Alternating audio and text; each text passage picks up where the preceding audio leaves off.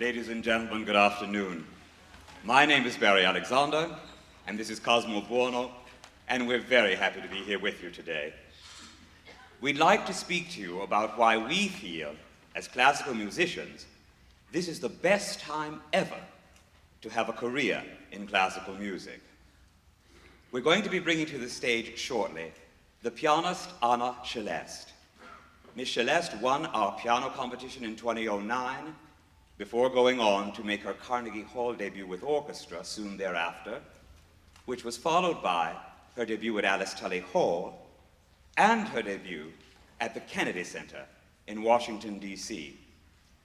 She's going to perform a transcription of a work originally written for voice and piano by Franz Schubert called Gretchen am Spinnrad, or Gretchen at the Spinning Wheel. Franz Liszt, the composer, then transcribed it for solo piano.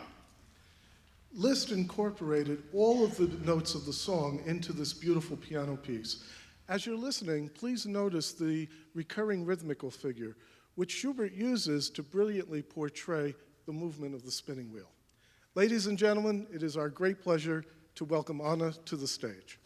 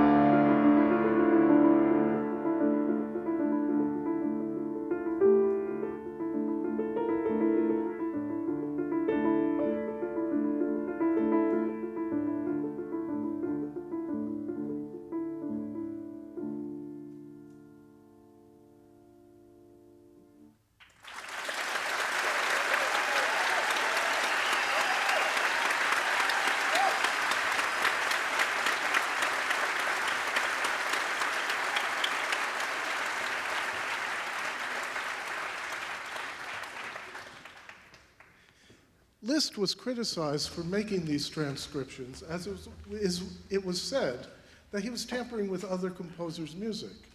But that wasn't the case at all. Liszt actually was trying to be a very good colleague. He was very much aware that a lot of great music was being neglected in his time, and information traveled slowly.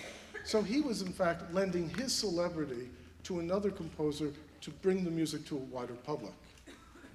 Both Liszt and Schubert are part of what we like to call the old paradigm for classical music, which basically says, I'm only as good as someone else says I am. The reason for this is because when classical music began in the 11th century, there were three groups of people: the clergy, the aristocracy, and everyone else. So if a musician wanted to have a chance to perform music, he had to make sure that he pandered to the taste, attitudes, and even beliefs of members of the clergy and the aristocracy. Otherwise, there was no chance of being heard. At the same time, this resulted in musicians having to make a lot of sacrifices to pander to those tastes, while in turn not necessarily creating the greatest quality of music. We thought we'd give you two examples of how this old paradigm worked. For the first one, I'd like to play the sound I'm going to discuss. That wasn't so bad, was it? Well, to the medieval mind, that was considered to be the most horrifying sound possible. In fact, they termed it the devil in music. And if you were a composer and wanted to use the sound, you were out of luck because it was strictly forbidden. The second example involves the great composer Johann Sebastian Bach. Bach lived from 1685 to 1750. And at one point in his life, he found himself, unfortunately, in the employ of a particularly nasty man, the Duke of Weimar. The Duke would commission music from Bach, then he'd criticize it, and often wouldn't pay Bach for the music that was delivered. Well, as you might imagine, Bach got a little disgusted with the situation, and he sought employment elsewhere. The outraged Duke, now imagine this, put Bach in jail for an entire month. And then for good measure, he dismissed him in disgrace. This old paradigm also carries with it what we like to call old imperatives. So if it was once true that I'm only as good as someone else says I am, it also, in the way of an imperative, means that in order for people to like my music, I have to make them like me too. Because I'm only as good as a musician as people think I am as a person. Today we hear a lot of depressing news about the future of classical music. But our message is that if an artist combines both great artistic development plus a good business sense, there's probably never a better time to be a musician, because the technology that's available to us all can create vast numbers of opportunities. This same technology, which we've all come here today to celebrate, through the internet, through downloads, and through social media, give everyone a chance to have a career, unlike any other time before. It does not necessarily mean that every classical musician is going to be able to sing or perform on all of the great stages of the world, but it does mean that you don't have to make a choice between having a truly great career and no career at all. At the same time, the technology has given us all a new paradigm, which is not, I'm only as good as someone else says I am, but I am as good as my talent and my willingness to work allow me to become.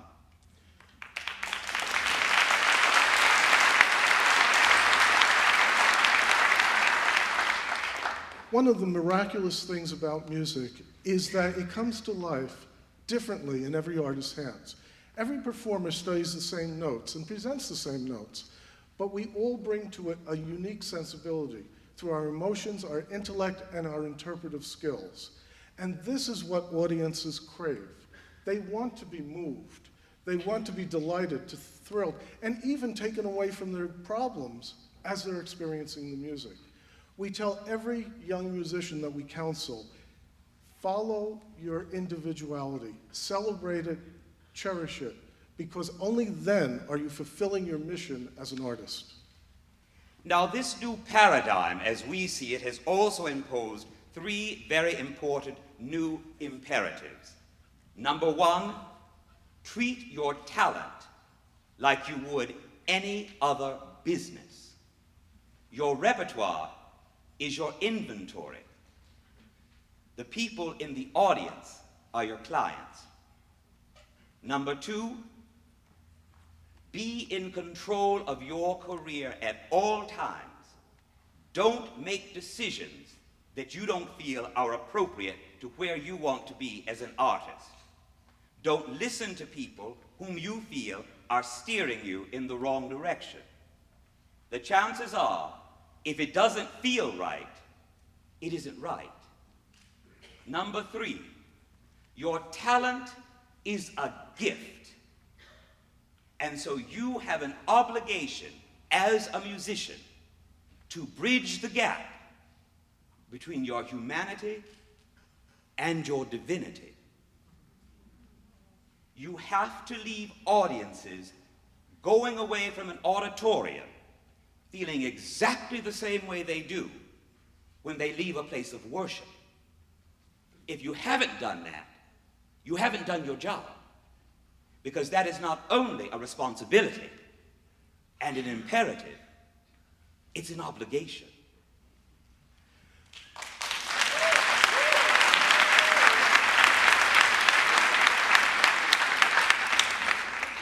And so, if musicians can combine their development as an artist along with certain business skills, being able to manage themselves, being able to brand themselves, learning people skills, and using the technology to get their message across, we believe that there are no limitations today.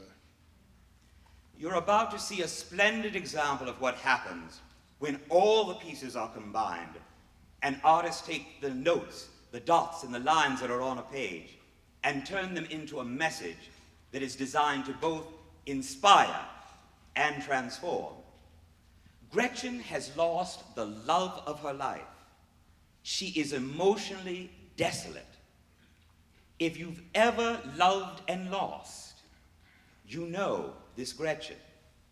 If you've ever been so confused by what's gone on in your life that you can't make sense of it with either your head or your heart, you are Gretchen. Ladies and gentlemen, please welcome to the stage now the 2011 winner of the Barry Alexander International Vocal Competition, soprano Alexis Aimé, accompanied by Anna Celeste, to perform Schubert's Gretchen am Spinnrad.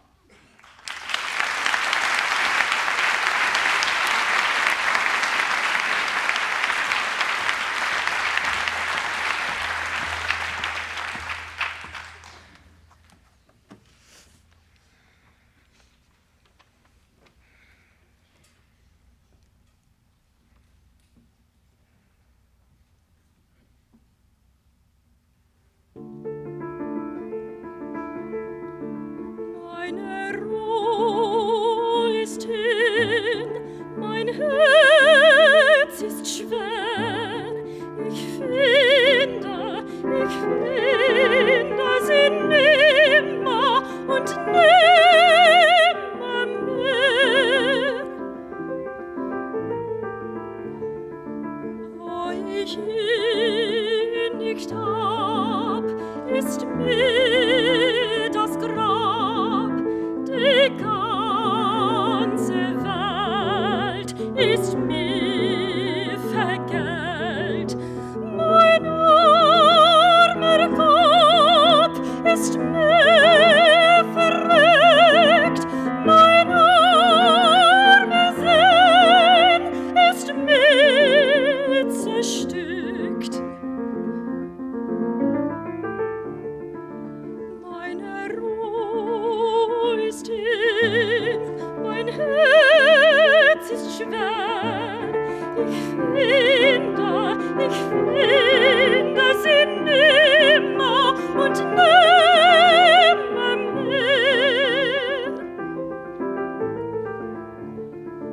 Nach ihm nur schau ich zum Fenster hinaus, nach ihm nur geh ich aus dem Haus. Sein hoher Gang, sein edle Gestalt, seines Mondes Lächeln, seine Gewalt und seine Rede Zauberfluss, seine Händedruck und seine Kuss.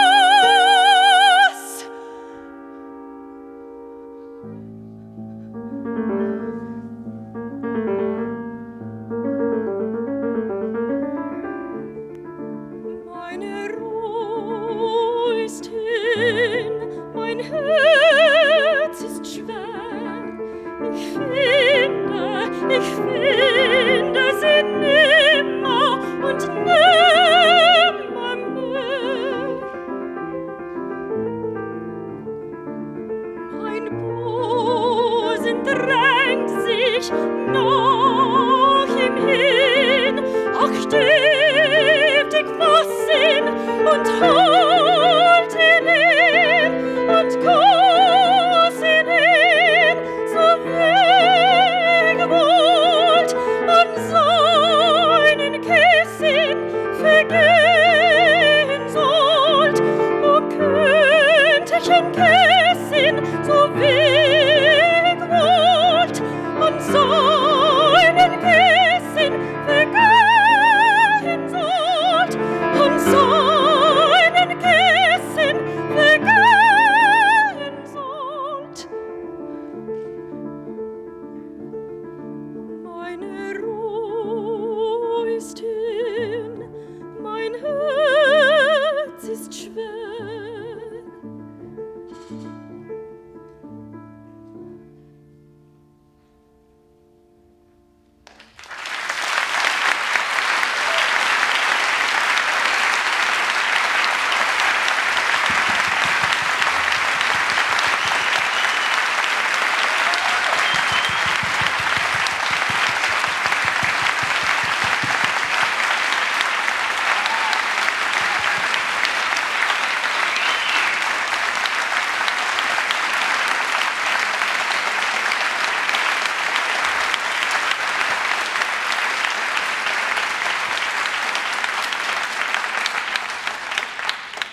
Ladies and gentlemen, creating an atmosphere in which artists can become their best and do their best is to create a legacy of greatness.